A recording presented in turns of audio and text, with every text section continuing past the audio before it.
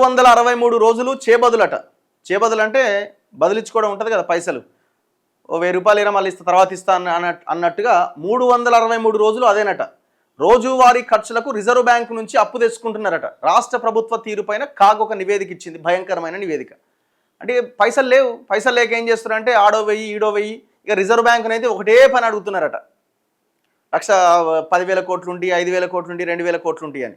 CAG ఆర్థిక పరిస్థితి పైన ఒక నివేదిక ఇచ్చింది. ఆ నివేదికలో ఉన్న అంశాలు: రాష్ట్ర ఆర్థిక పరిస్థితి బాగా లేనందున రోజువారీ ఖర్చులకు కూడా ప్రభుత్వం రిజర్వ్ బ్యాంకు నుంచి ways and means advances special drawing facility అంటే ప్రత్యేక నిధుల సేకరణ అవకాశం అండ్ ఓవర్ డ్రాఫ్ట్ ఓడి నిబంధనల కింద చేబదులు పేరుతో అప్పులు తీసుకొని నెట్టుకొస్తుంది.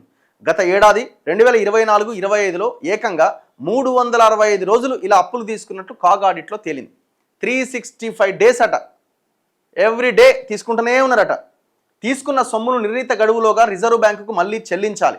సాధారణంగా ఆర్థిక సంవత్సరం ముగిసే చివరి రోజు అంటే 2025 మార్చి 31లోగా ఈ చేబదులు రుణాలన్నీ తిరిగి చెల్లించాలి. ఆ ఇయర్లో తీసుకున్నవి ఆ ఇయర్ ఎండింగ్లో చెల్లించాలి, ఫైనాన్షియల్ ఇయర్లో. కానీ ఈ గడువు ముగిసిన తర్వాత కూడా ఇంకా 5,842 కోట్లను తిరిగి చెల్లించలేదని కాగ్ వివరించింది. 2024-25లో స్పెషల్ డ్రాయింగ్ ఫెసిలిటీ కింద 363 రోజులు తాత్కాలిక అప్పు కింద 27,730 కోట్లు ప్రభుత్వం తీసుకున్నట్లు కాగ్ స్పష్టం చేసింది. అంటే కేవలం 2 రోజులు మాత్రమే రాష్ట్ర ప్రభుత్వం సొంత సొమ్ముతో నెట్టుకు రాగలిగింది. ఇక వేజ్ అండ్ మీన్స్ అడ్వాన్సెస్ నిబంధన కింద 298 రోజుల పాటు తీసుకున్న చేబదులు రుణాలు 64,188 కోట్లుగా తేలింది. 1,38,00,000 కూడా లేకుండా ప్రతి రాష్ట్ర ప్రభుత్వ ఖాతాలో కనీసం సొంత సొమ్ము అంటే ఎంత దారుణంగా ఉంది మన పరిస్థితి, తెలంగాణ సిచ్యువేషన్ అనేది అక్కడ అర్థమవుతున్నది. సొంత సొమ్ము ఉండాలని రిజర్వ్ బ్యాంక్ నిబంధనలు ఉన్నాయి. అంటే గవర్నమెంట్ అకౌంట్లో కొంత సొమ్ము మినిమం అమౌంట్ ఉండాలన్నట. ఇలా తెలంగాణ ప్రభుత్వ ఖాతాలో 1,38,00,000 ఉండాలి, 1.38 crores ఉండాలి. పైన తెలిపిన ways and means advances special drawing facility కింద చేబదులు తీసుకున్న తర్వాత కూడా ఈ మాత్రం నిల్వలేకపోతే ఆఖరి అస్త్రంగా ఓడి కింద రిజర్వ్ బ్యాంక్ నుంచి అప్పు తీసుకునే అవకాశం ఉంటుంది. ఇలా రాష్ట్ర ప్రభుత్వం 2024-25లో ఓడిని ఏకంగా 123 రోజులు వినియోగించుకుంది. దీని కింద తీసుకున్న మొత్తం 37,457 కోట్లకు చేరిందని కాగ్ స్పష్టం చేసిందట. అంటే పూట గడవని పరిస్థితి ఉన్నది మన మన మన జీవితం.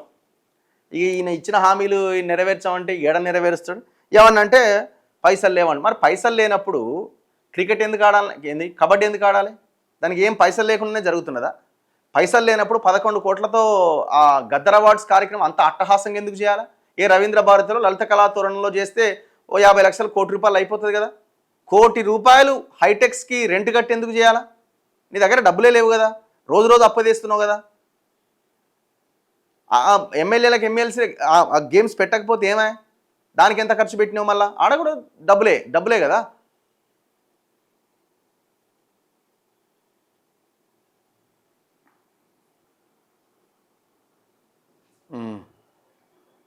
One second please.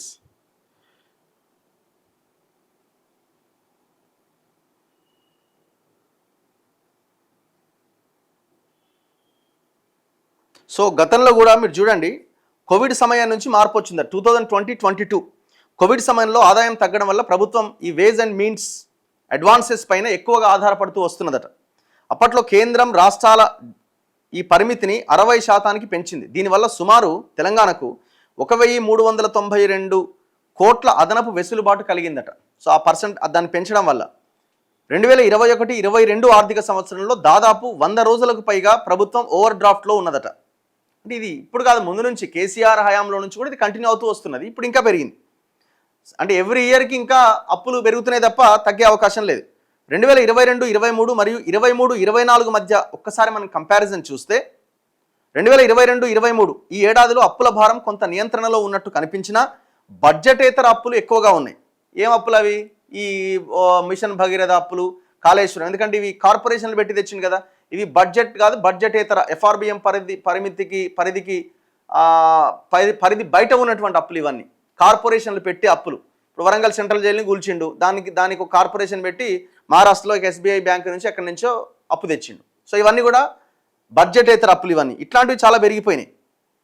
2023-24 ఎన్నికల సంవత్సరం కావడం మరియు సంక్షేమ పథకాలకు నిధుల అవసరం పెరగడంతో ఆర్బీఐ నుంచి తీసుకునే స్వల్పకాలిక అప్పులు మళ్లీ పెరిగినాయి. ఈ ఏడాదిలో దాదాపు 110 రోజుల పాటు ప్రభుత్వం ఓవర్ డ్రాఫ్ట్ సౌకర్యాన్ని వినియోగించుకుంది.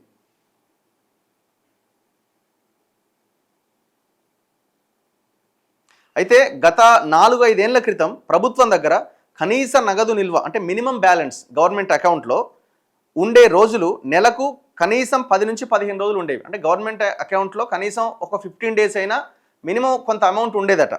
కానీ ఇప్పుడు అది ఏడాదికి కేవలం 2 నుంచి 5 రోజులకు పడిపోయిందట. మన ఫైనాన్షియల్ స్టేటస్ ఏందన్నది అర్థమవుతుంది. అంటే 15 రోజుల వరకు కొంత ఇబ్బంది లేకుండా మినిమం అమౌంట్ అయినా గవర్నమెంట్ అకౌంట్లో ఉండేది. కానీ ఇప్పుడు 2 రోజులకు మించి అకౌంట్లో డబ్బులు ఉంటలేవట. వడ్డీ భారం గతంలో రెపో రేట్లు తక్కువగా ఉండే, ఇప్పుడు రెపో రేట్ పెరగడం వల్ల ఓవర్ డ్రాఫ్ట్ పైన ప్రభుత్వం చెల్లించే వడ్డీ భారం కూడా పెరిగిందట.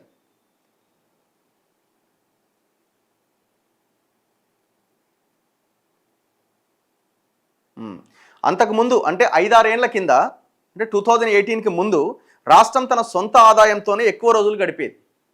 సిచ్యువేషన్ ఎంత వరస్ట్గా తయారైందంటే, కానీ ప్రస్తుతం దాదాపు ప్రతి నెల ఏదో ఒక సమయంలో ఆర్బీఐ నుంచి అప్పు తీసుకోవడం అనేది ఒక నిరంతర ప్రక్రియగా మారింది.